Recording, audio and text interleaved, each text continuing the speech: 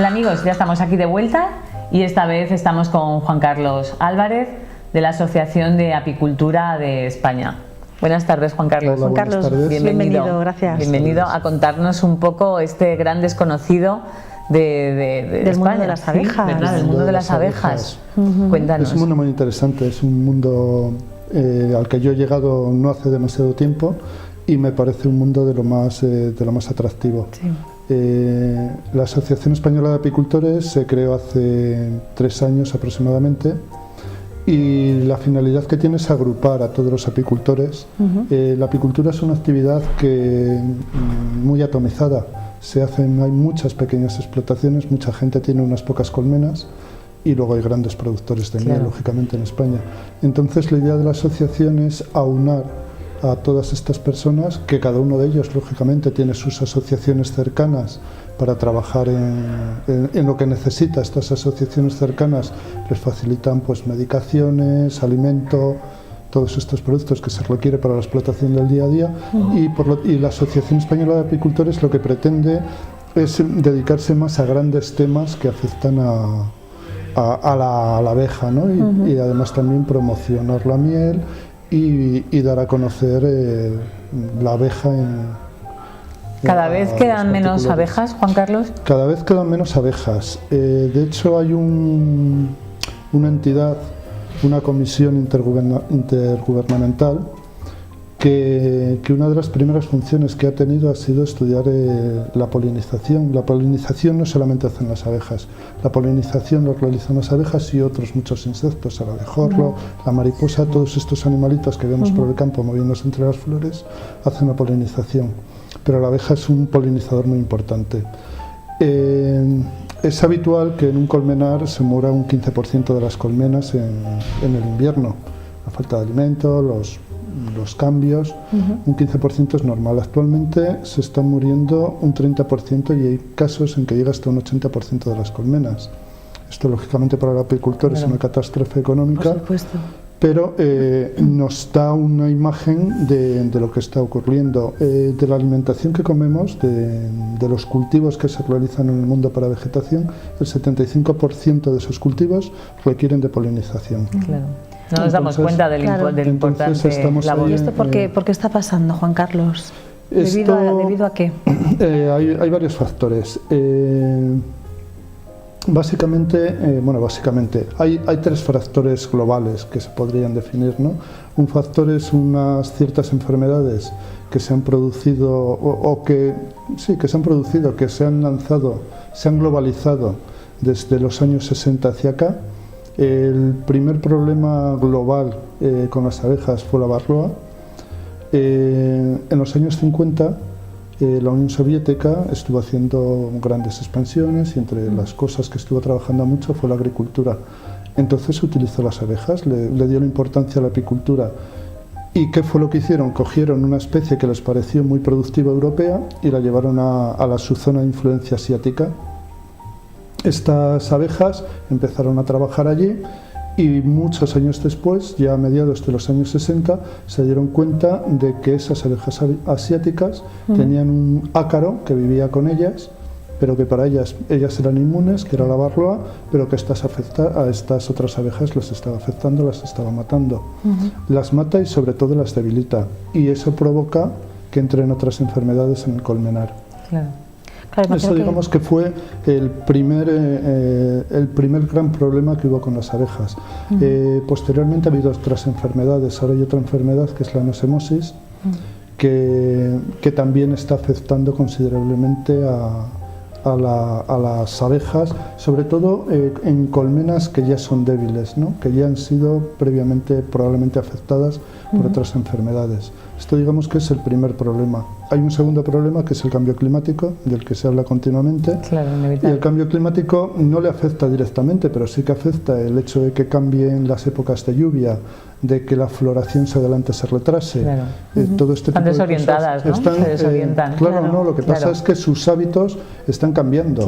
Están cambiando sus hábitos. Entonces, en invierno antes, ellas en otoño hacían una preparación para el invierno, ahora resulta que el invierno no empieza cuando empezaba, empieza un poco más cuando tarde. es, sí. Claro. Entonces todo esto las está provocando Esos también una cambios. incertidumbre, ¿no?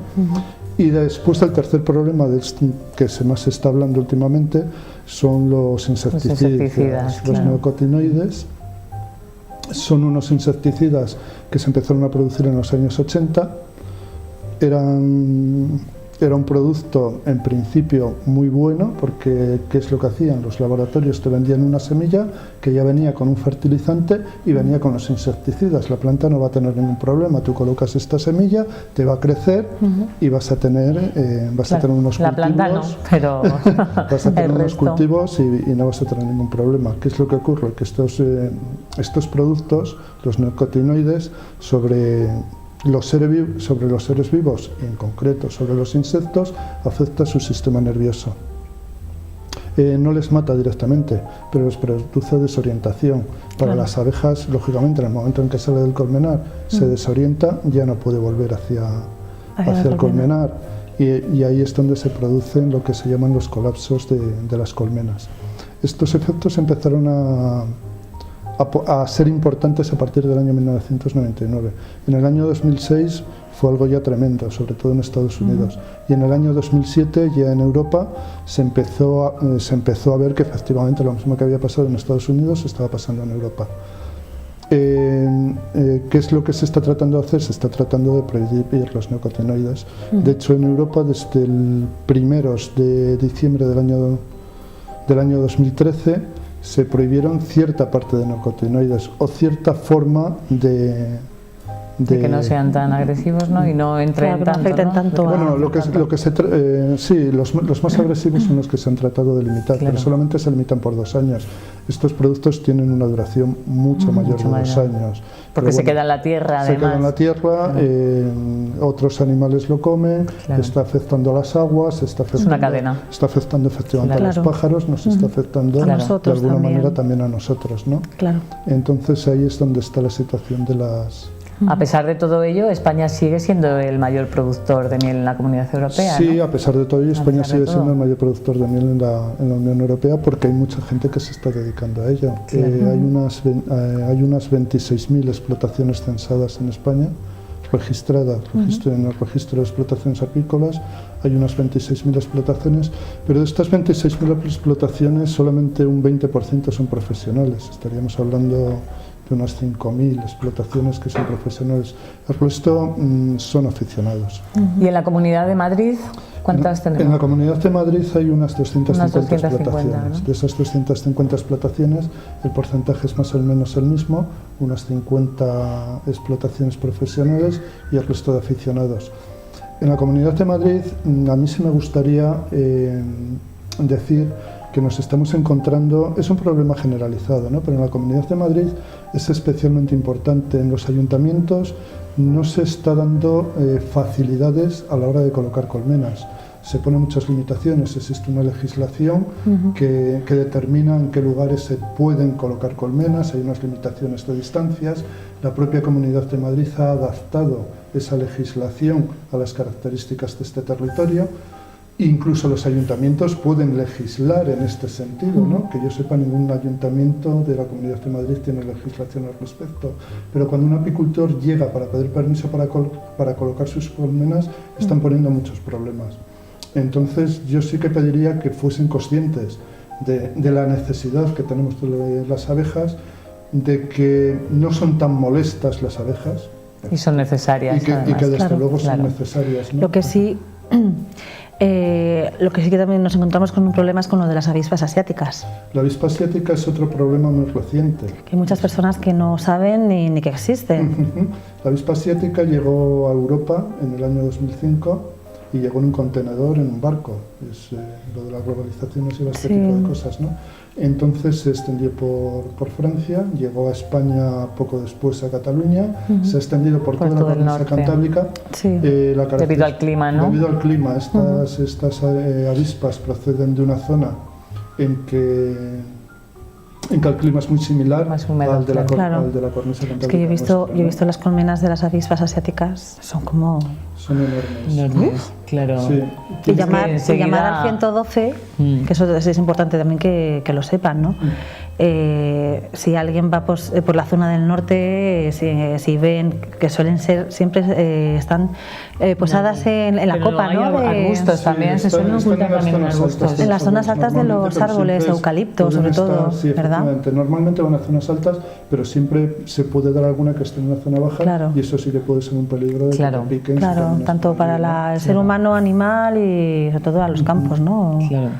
Sí, es un huertos problema. Y nada, pues ya saben que si ven alguna de estas colmenas, llamen al 112, ¿verdad, Juan Carlos? Es importante por precaución, claro, para las que son muy personas y los agresivas. animales, pero además es importante también para poder acabar con ellas, porque lo que está claro es que esta avispa no se va a poder erradicar, ha llegado y no la vamos a poder erradicar. Entonces la única forma es eso, que ir destruyendo nidos. Claro, poco a para poco. que nos hagamos un poquito de la idea de